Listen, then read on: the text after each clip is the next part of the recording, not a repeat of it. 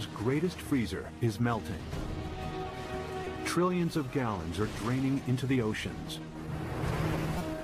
Sea levels are rising. It's happened before, and it's happening again right now. It's not a question of will sea level rise a large amount. It's only a question of how fast that will occur. How will humans fight back before our cities are inundated? Holding off the sea would be the major employer of the world by 2100. Massive levees to defend our coastlines. Floating towns and cities. Vast dams connecting continents. It's our greatest challenge yet, Earth underwater.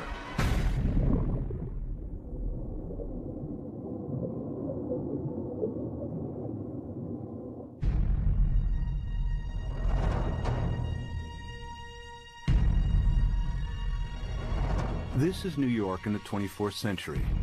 Sea levels have risen by 120 feet. Manhattan is flooded. What could cause such a terrifying scenario?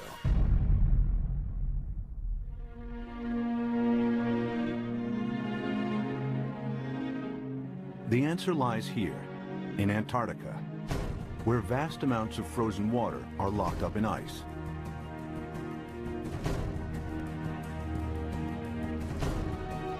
Some of Antarctica's ice sheets are more than 2 miles thick. If melted, this ice would dramatically raise sea levels. And the melting has already started. Taxi Jackson, please.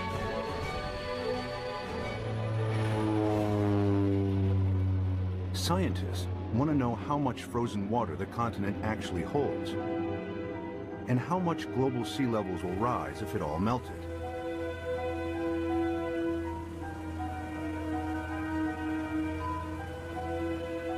Specially equipped aircraft send radar beams deep into the ice, which reflect off the bedrock and measure the depth of the ice sheet.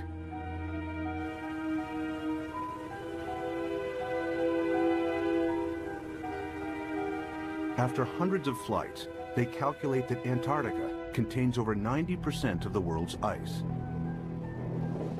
Together with Greenland, it's enough to raise global sea levels by an astonishing 230 feet. This is what North America would look like if all of the planet's ice melted. Europe would also shrink. London's Tower Bridge would become a solemn monument in the sea. Berlin would be flooded, as would Paris. But how likely is such a scenario? Is sea level rise reality or myth?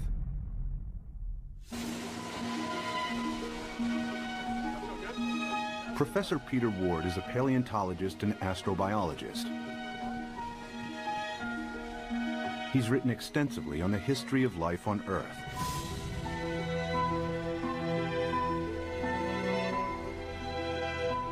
Today, Ward wants to know what would happen to our planet if sea levels rise foot by foot. Somebody give me a zip here. The journey begins in the Florida Keys, a chain of islands south of Miami.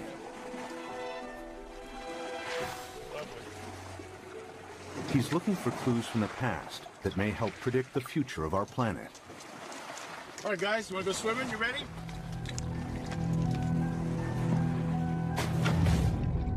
Just a few feet below sea level are banks of coral that have been at this location for over 4,000 years.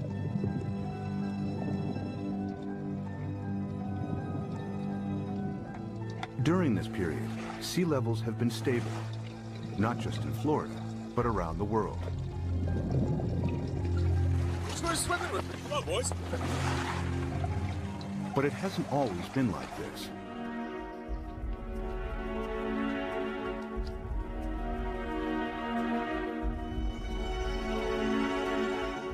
A few hundred yards from shore, Peter visits an abandoned quarry that reveals startling evidence from the past. Oh, yeah, beauty. Nice. Look at this dude.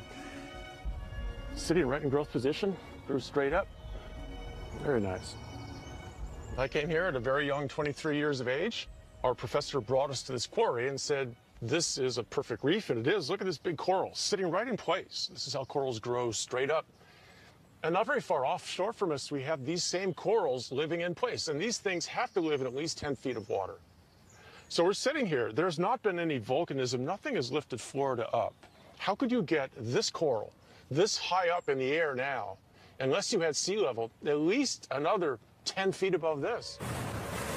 It was the first indication to me that sea level, which I knew had gone down and come up, but I never thought that it could be higher than it is now. If history repeats itself, our coastal cities would be inundated.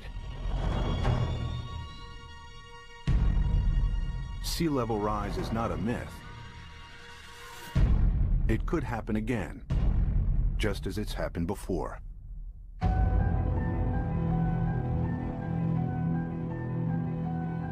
The beginning of the most recent ice age was 70,000 years ago.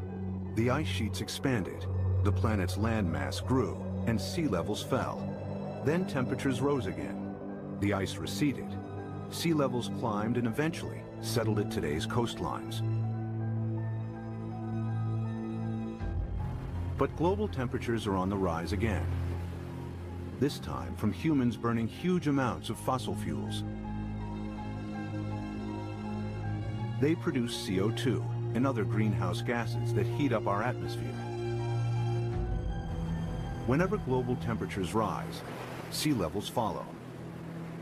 We have emitted so much carbon dioxide that the amount of carbon dioxide in our atmosphere has increased by about 1/3 in the last 100 years, and it is now higher than any time since at least 1 million years.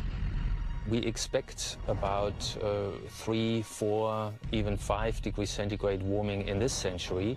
The warmer it gets, the faster the sea level rises. That means sea level rise will get faster and faster as we heat up the planet more.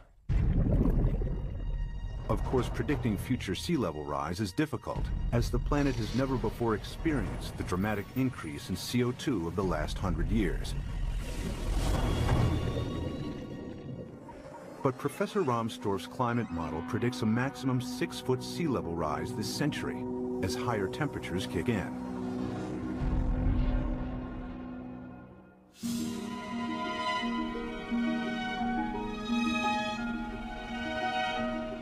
One city that would face inundation this century is Miami, Florida.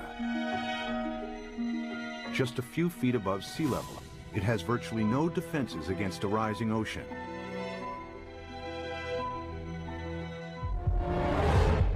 After 1 foot of sea level rise, these beaches would be regularly flooded at high tide. After 2 feet, many roads would be submerged. After 3 feet, if a hurricane strikes, the surging water would overcome sea defenses and cause flooding deep inland. Much of the region's coastal real estate would be ruined. We are looking at millions and millions and millions of dollars of real estate here. And we can assume that every one of these things is $500 million to $1 million. We've got 100 here, we've got $1 billion in a very short area through here. So our $1 billion of houses, we get 1 meter, 3 feet of sea level rise, and every single one of these houses is useless. Who's going to buy them? What happens to this $1 billion of real estate by the time we get 3 feet? I mean, it's gone. It's useless. It's just, you scrape it off with bulldozers, and you just leave it here. That's what will happen. It'll just be left here. And it's not just residential properties that will be affected. Think of all the wharves and all the places where ships offload and onload all the goods and services. And if sea level rises even 3, 4, 5 feet, every single one of those ports has to be replaced. The cruise ship lines, there are billions of dollars of infrastructure that even a small sea level rise takes out. You got to rebuild it all over again. After 4 feet of sea level rise, electricity supplies would be affected as coastal power plants are flooded.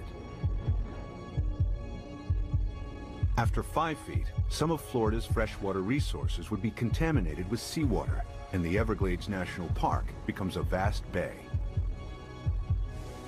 After 6 feet, millions of Floridians would have to evacuate the state.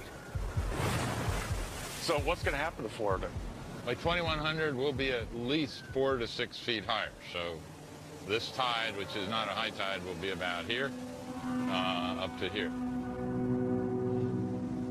There's no way that we can keep the sea back as it rises. Miami-Dade County will be severely diminished.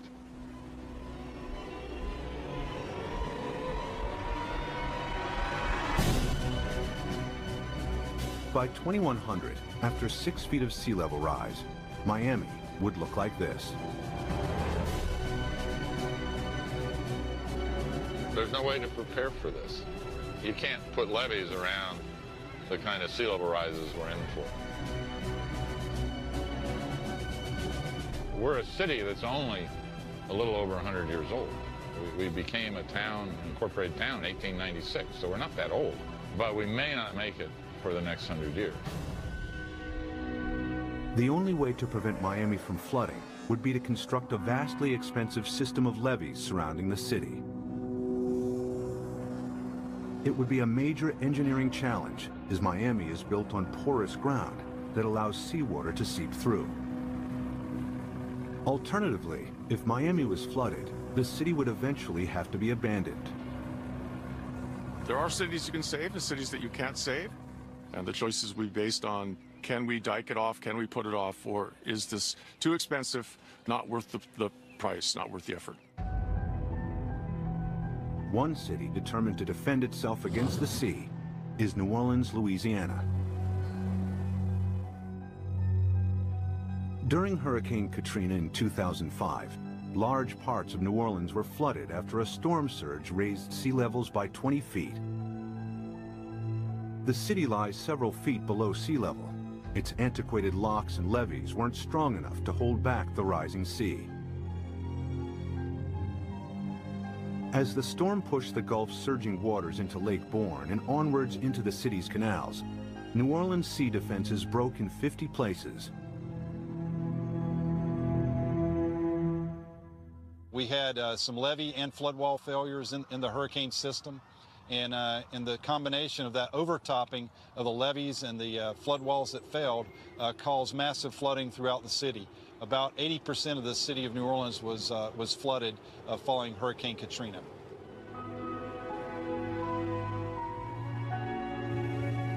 It took weeks before the floodwaters were pumped out and residents were able to return. Among them were Victory Wallace Taylor and her son Peter, who returned home to a badly damaged house. The flood was very bad. They wouldn't let us come and see about our house. It damaged my heart a little bit because I'm afraid for the flood. Like if the flood come in again, I don't know what to do because I think I might panic this time. I don't know. It's a hard pill to swallow, you see.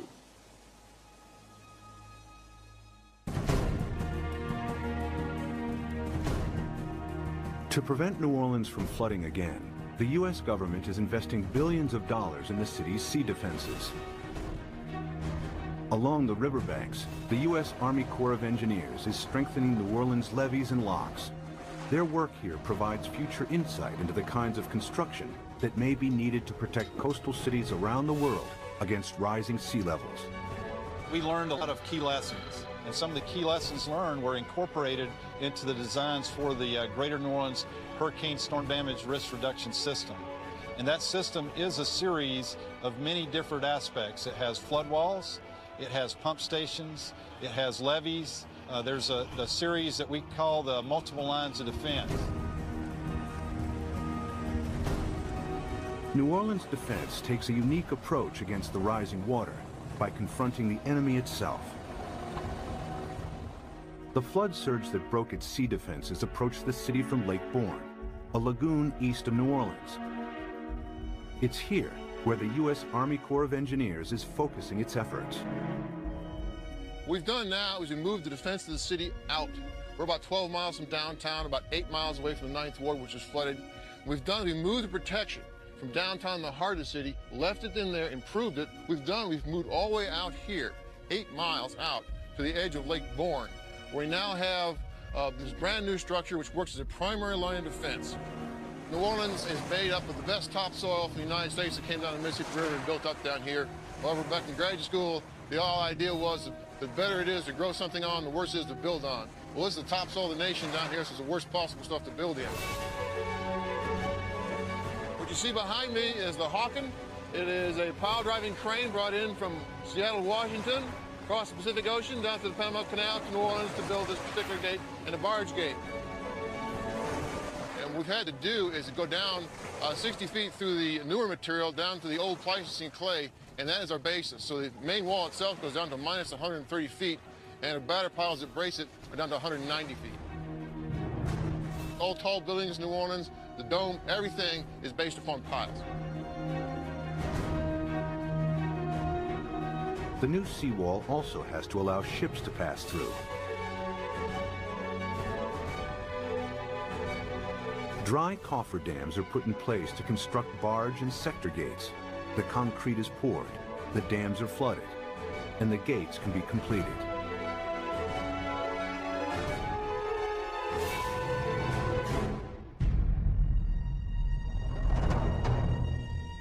New Orleans' new sea defenses are costing the taxpayer a hefty $15 billion.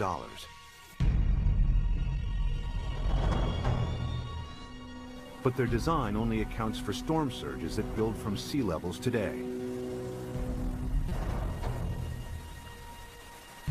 If sea levels rise by 6 feet, any storm surge would be higher as well, and the city's sea defenses would have to be heightened at an even greater cost.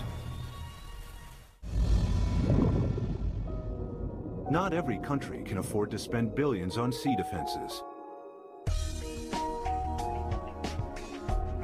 In Bangladesh, many of its 150 million inhabitants live at or just above sea level. Merely 3 feet of sea level rise will have a devastating effect on the country's population. Turns out the area of the world that would be most vulnerable to sea level rise would be Asia. The rice-growing river deltas in Asia, they're very close to sea level. Even a modest 3-foot rise would put half the rice land in Bangladesh underwater. Bangladesh has over 100 to 120 million people, and that number is rising fast. A great deal of its land just simply gets covered by water. And again, once you have salt water coming up, it's not just the land that's covered, it's the intrusion of salt. Even a 3-foot sea level rise wipes out half its rice crop. Their population is going up a third, and their land is being shrunk by a third. You do the math. It's a catastrophe coming at us. Much of Bangladesh is a vast muddy delta that can't be defended. 6 feet of sea level rise spells disaster. It would displace millions, probably at least a few tens of millions of people. Where are they going to go? India's already built a wall between India and Bangladesh. They're anticipating there are going to be a lot of Bangladeshis starting to move, looking for a place to go, and Bangladesh itself is already one of the most densely populated countries on Earth. And then there are another 18 or 20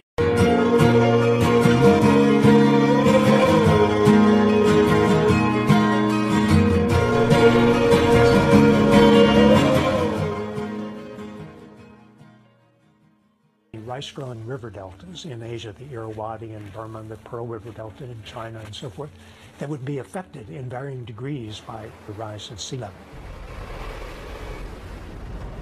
By the end of the century, cities and coastlines around the world will be under siege from the rising tides. Everywhere, people will be building levees and sea defenses to fight back.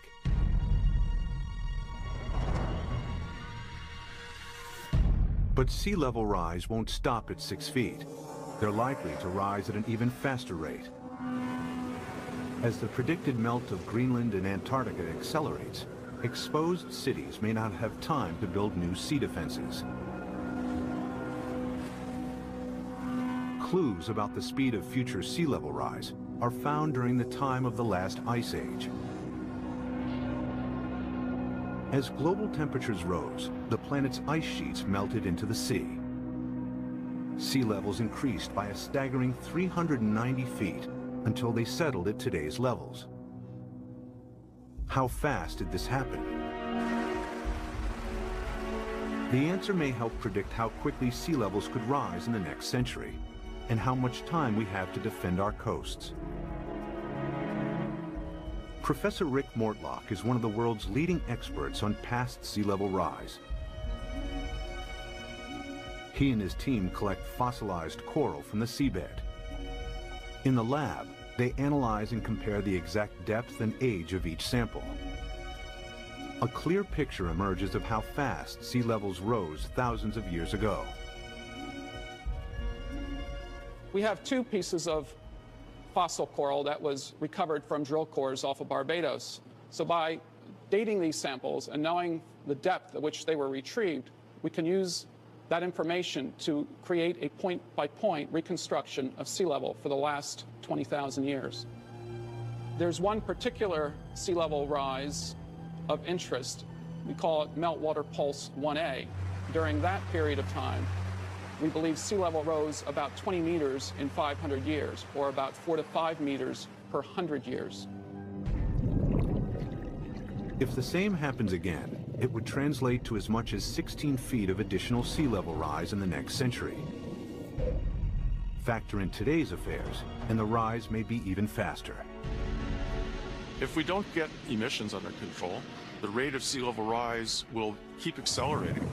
And so in the next century, it's not only that we get the additional 5 to 7 feet that we got the last century, that's going to happen, but we add on to that. So now we're looking by 2200, probably at least 15 feet above, and probably 20. By 2100, the cities will know that they are doomed. The coastal cities, anyway.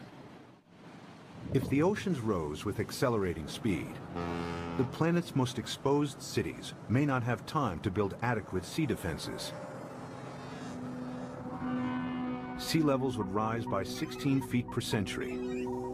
New Orleans could flood, followed by Miami. Miami's the worst off, and New Orleans, those are two cities that will have to be abandoned, I imagine. As southern Florida is lost to the sea, other coastal regions will also struggle to hold back the tots. Among them is the San Francisco Bay Area, with its 7.5 million people. The San Francisco Bay Area is particularly vulnerable to sea level rise because of our history. Although the bay is big, it's very shallow. 2/3 of it was less than 12 feet deep. So lots of it was filled and reclaimed. We're standing here on reclaimed land, and all of downtown San Francisco, the financial district, is on reclaimed land. We've already seen 7 inches of sea level rise in the bay over the past century. We know this because the longest continuously operating tide gauge in America is at the Golden Gate. So we have 154 years of data. We're just now beginning to realize with accelerated sea level rise, we're going to have to prepare and have a new plan for how we deal with it in the Bay Area. If sea levels rose by an additional 16 feet per century, hundreds of thousands of people would lose their homes in the Bay Area.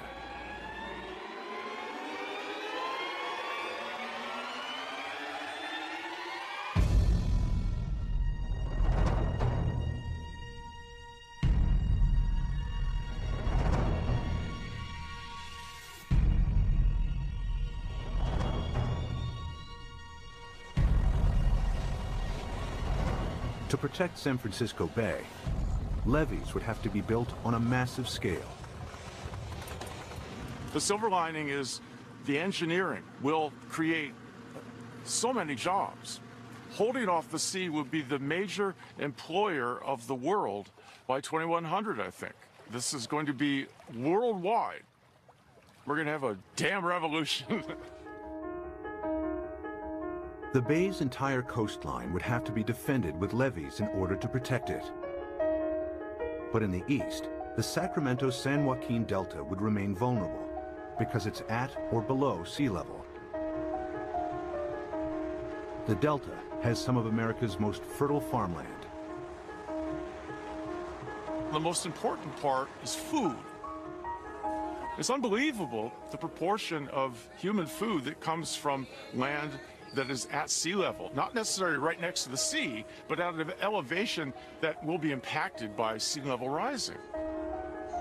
Sea level rises a little, all those fields next to it, even if they're not covered by the sea, are rendered useless for human crops by the sea. If the delta and its farmland were lost to the sea, California's food supply would be in jeopardy. The delta is also one of the main sources of fresh water on the American West Coast. This is the hub of California's water supply. 26 million people drink water that comes from this estuary. That's a huge number. 2/3 of the population of California gets water from this estuary. If you raise sea level even a foot, you know, which in our mind isn't all, as geologists, that doesn't seem like much, yeah, but that's common, yeah. If you raise sea level a foot, the work that we've done suggests that you will salt up this end of the delta, even if the levees all stay together, even if they don't fail. If sea levels rise by 6 feet this century, local rivers will be contaminated with salt, and California's main fresh water supply will be lost. In the next century, after an additional 16 feet, the entire delta will be claimed by the sea.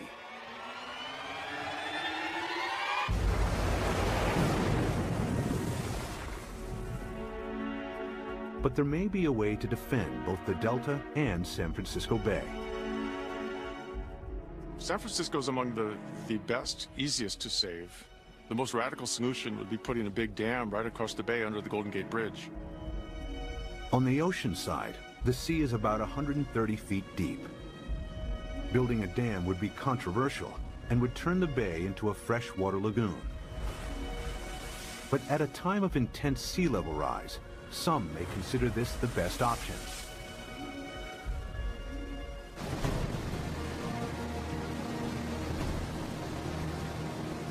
Using cutting-edge technology, huge dredgers could pick up sand from the seabed nearby and deposit it as the dam's foundation.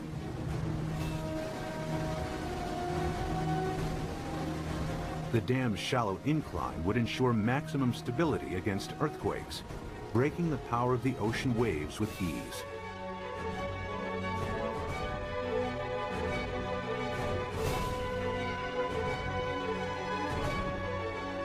Vast pipes and pumps would be installed to keep the bay's river water flowing out to sea. The Golden Gate Dam would cost $2.5 billion and could be heightened to deal with any sea level rise in the future. San Francisco and the Bay Area would be saved.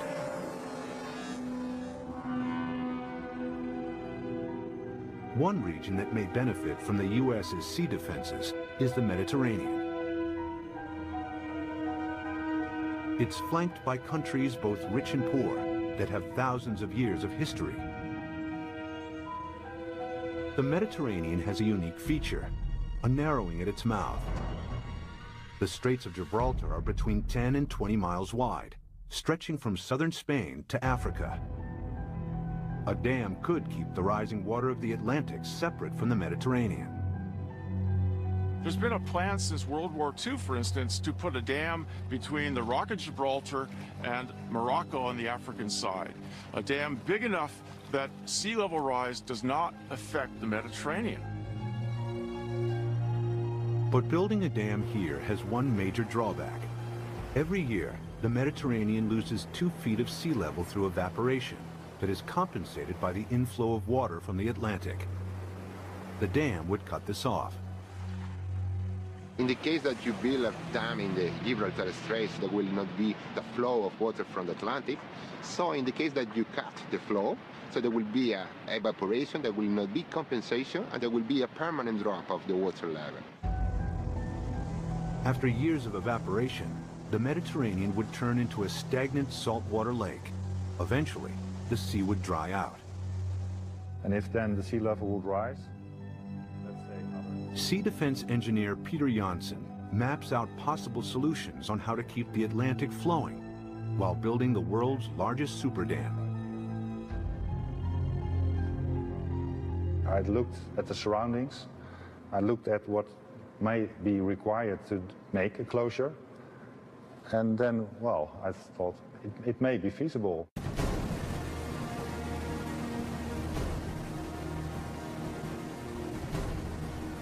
One of Janssen's solutions is to use the same building techniques applied to the Golden Gates.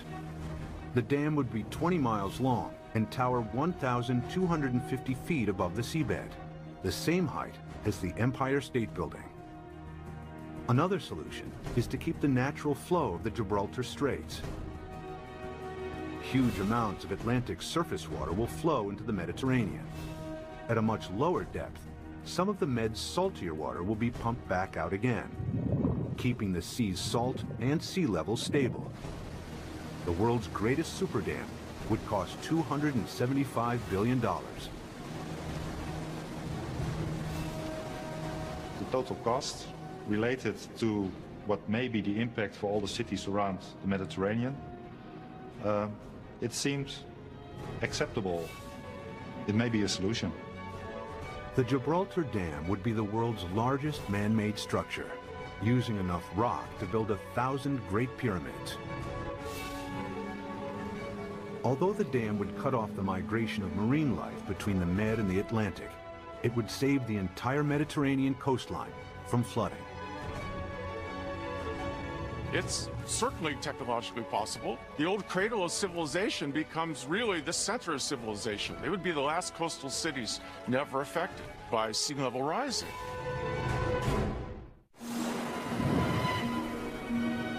By the end of the next century, sea levels could rise by nearly 22 feet.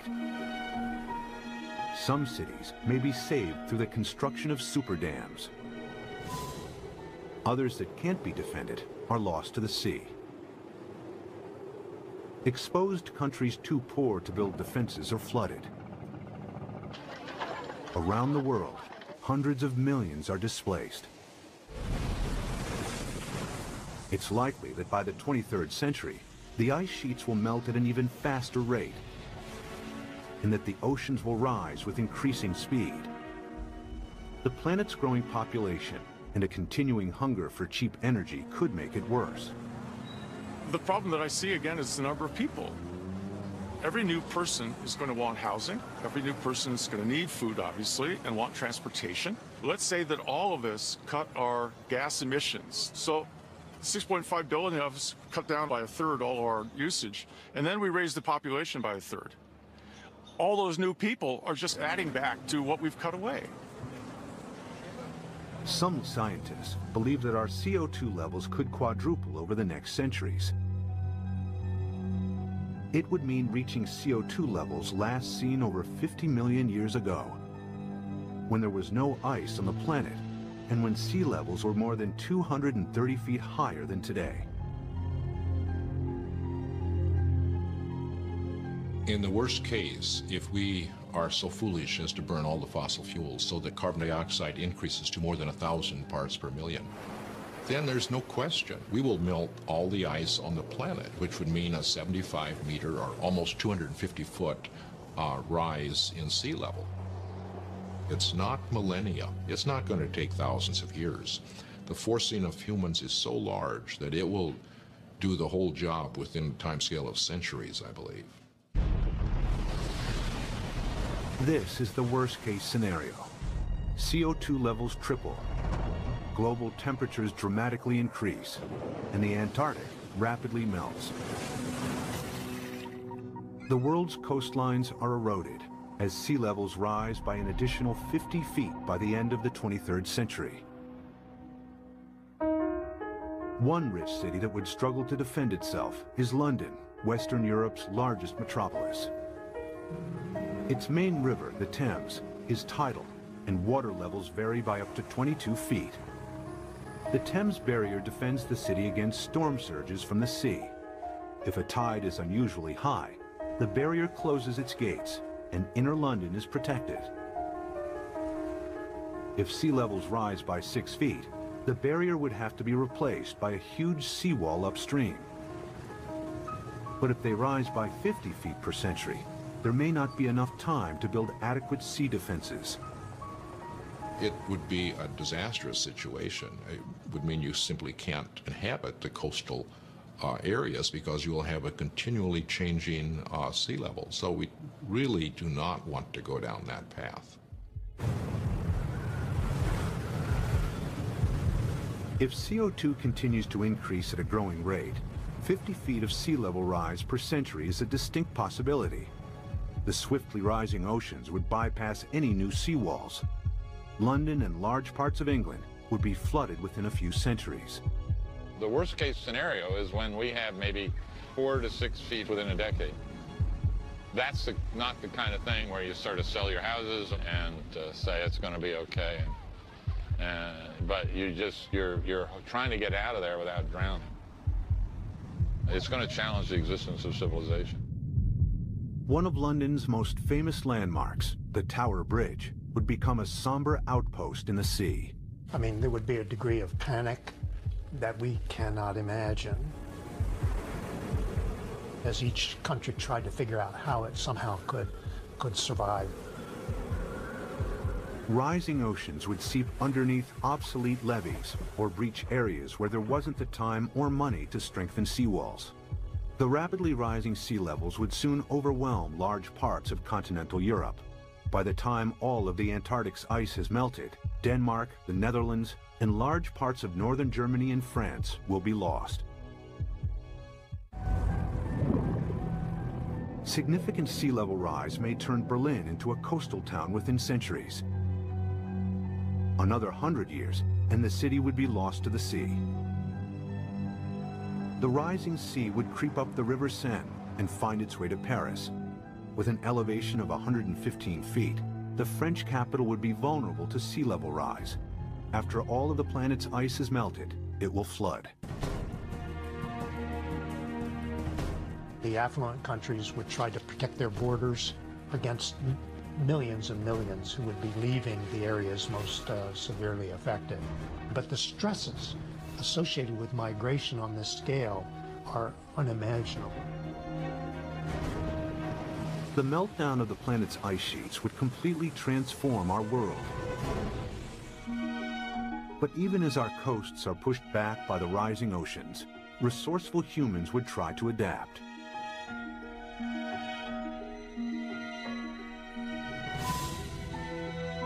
There are already plans to rescue New York.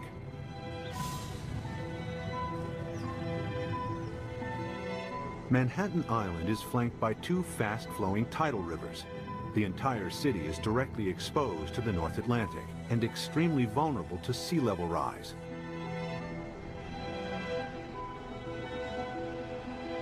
Professor Malcolm Bowman is an oceanographer and expert on the effects of sea level rise in New York. If the worst case scenario, the rapid meltdown of the ice sheet on Greenland, the West Antarctic ice sheet, were to happen extremely rapidly, the future of New York City is in peril. So the city has two options. One, either build massive defenses, or two, start evacuating the city and its population to higher ground. The flooding of New York's underground installations would only be the first in a series of catastrophic events. After the first 6 feet of sea level rise, parts of lower Manhattan would be submerged. If sea levels rise by 50 feet, the water would move into Times Square. Behind me is the Manhattan Bridge. With sea levels rising 250 feet, that bridge would have seawater lapping around the roadway. New York City as we know it would not exist. But there is a way that New York might adapt even to extreme sea level rise. The idea is to build on water. Here in the Netherlands are several communities of floating houses. Koen Olthaus is a visionary architect who believes these houses are the beginning of a new trend in design and construction. So what you will see is that people go and design floating apartment buildings and really floating structures like 200 by 200 meters with roads on top of it and with cars on top of it and houses. Such floating cities could be built with a new lightweight material that's like a concrete sponge. The beauty about floating cities is that you don't have to protect them for nature. They just go on with nature, they live with nature. And they'll just go up and down with the water.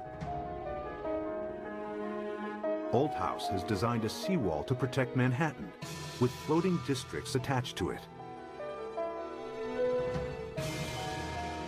New York, we're going to build a new Wall Street around it, around Manhattan. So we can redesign the city around it, or even having floating leisure around it, floating agriculture. A floating New York is still in the concept stage. But one day, this may be the solution for hundreds of coastal cities facing inundation. The best silver lining of the whole thing to me is that it will require a united world. A world war against sea level will have to bring all of the squabbling governments to act together. The sea doesn't care what your national boundary is. It's an equal opportunity flutter. We will have to, as a planet, come at this in a united fashion. Whether it's the construction of massive seawalls or super dams, sea level rise will happen. The question is not if, but how fast and how much our oceans will rise. Much will depend on our own CO2 emissions. Humans will need all their ingenuity to meet the world's greatest challenge yet.